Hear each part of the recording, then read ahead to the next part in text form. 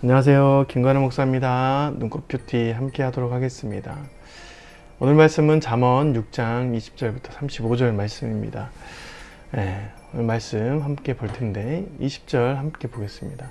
내 아들아 내 아비의 명령을 지키며 내 어미의 법을 떠나지 말고 그것을 항상 내 마음에 새기며 내 목에 매라 했습니다. 아비의 명령 지키고 어미의 법을 떠나지 말라. 그리고 항상 내 마음에 새기고 목에 맬 정도로 그것을 너희 삶에 밀접하게 갖고 있어라 라고 얘기를 하는 것이죠.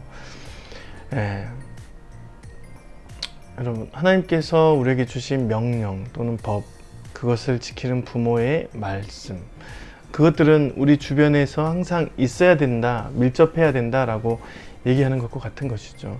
그것이 얼마나 중요한가? 22절부터 그것이 내가 다닐 때에 너를 인도하며 내가 잘 때에 너를 보호하며 내가 깰 때에 너와 더불어 말하리니 대저 명령은 등불이요 법은 빛이요 훈계의 책망은 곧 생명의 길이라. 이것이 너를 지켜 악한 여인에게 이방 여인의 혀로 호리는 말에 빠지지 않게 하리라 했습니다. 그것을 지키는 것은 너가 인도받을 것인데 어느 정도로 인도받냐?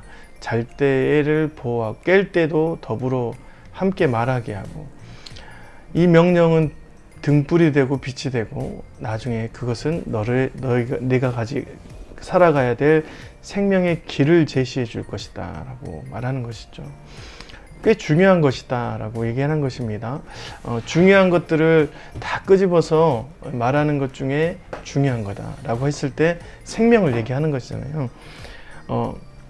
아비의 명령 또 어미의 법을 떠나지 않는 것은 생명의 길이다 라고 얘기하는 것입니다.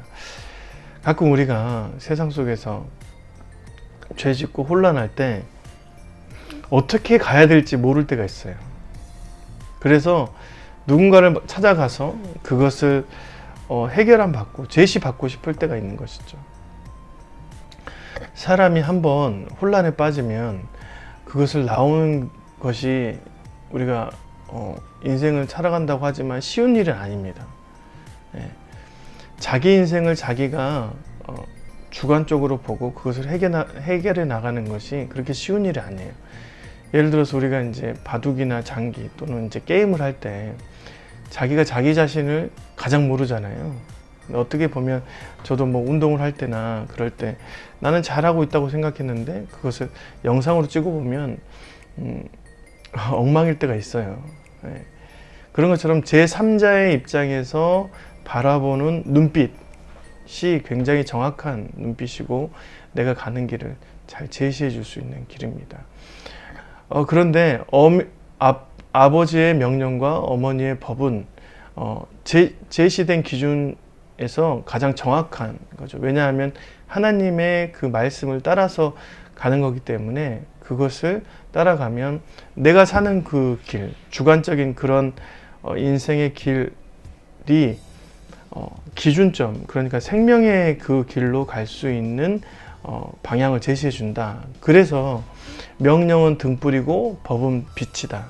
그리고 훈계의 책망, 그래서 자꾸 왼쪽으로 가거나 오른쪽으로 갈 때 정 길로 가야 된다는 그런 책망인 곧 생명의 길이다 라고 얘기하는 것이죠.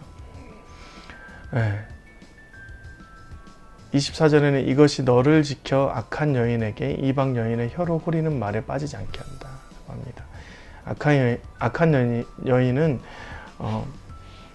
하나님의 법도에 따라서 살아가는 사람을 호리는 사람, 이제 이방 여인이든지 또는 음욕으로 그를 빠지게 하는 그런 것인지 그런 일들에서 이제 벗어날 수 있게 하는 것이 유일한 아비의 명령과 어미의 법도다라고 얘기합니다. 그러면서 이제 연결되는 것이 25절부터 간음한 자들의 모습이다. 내 마음에 그의 아름다움을 탐하지 말며 그 눈꽃 불에 홀리지 말라. 음료로 말미암아 사람이 한 조각 떡만 남게 됨이며 음란한 여인은 귀한 생명을 사냥한다. 참 표현을 잘 해놨던 것 같습니다. 나중에 음료를 따라갈 때 그 삶의 인생이 한 조각 떡밖에 남지 않아요. 그러니까 간신히 살아가는 생명이 그냥 떡으로 또 안 되는, 떡을 먹을 수도 없는 그런 인생이 될 뿐만 아니라 우리의 생명을, 귀한 생명을 사냥하는, 마치 사냥감으로 바뀌는 그런 삶을 살 수 있다라고 얘기하는 것이죠. 그리고 이제 이후에 29절부터는 남의 아내와 통간하는 자도 이와 같을 것이니 그를 만지는 자마다 벌을 면하지 못하리라.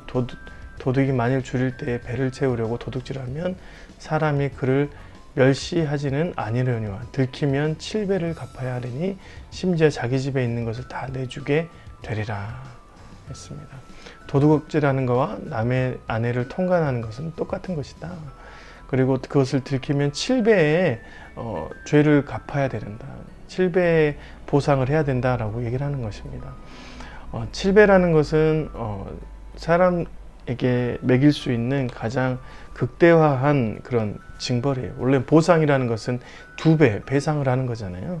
근데 7배라는 것은 사람에게 매길 수 있는 가장 극대화된 보상의 개념이고, 그 보상의 개념을 사람들에게 전해주는 것은 실은 여러분, 이 땅에서 잘못을 해서 7배를 갚으면 갚을 수는 있잖아요. 그런데 나중에 하나님 나라에 가면 그것은 갚을 수 없는 영원한 멸망으로 가는 거기 때문에 7배라는 개념을 이 땅에서 하려고 하나님께서 우리에게 주신 개념입니다.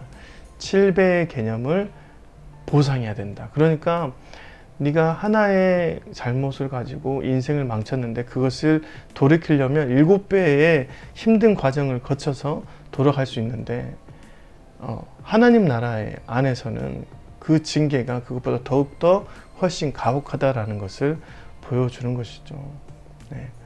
오늘도 여러분, 이 말씀을 가지고 여러분들이 잘 깨우치고 살아갔으면 좋겠습니다. 여러분의 안에서 하나님께서 주신 명령과 법도, 그리고 우리 주변에서 하나님께서 주시는 그 책망으로 책망이 우리에게 다가올 때 그저 그것이 부담감이 되는 것이 아니라 하나님께서 주시는 생명의 길로 가는 것임을 믿고 우리의 인생을 하나님의 그 길로 살아가는 저와 여러분이 되었으면 좋겠습니다. 오늘도 힘내시고요. 저녁에 수요예배인데요. 수요예배를 함께 모이도록 하겠습니다. 안녕히 계세요.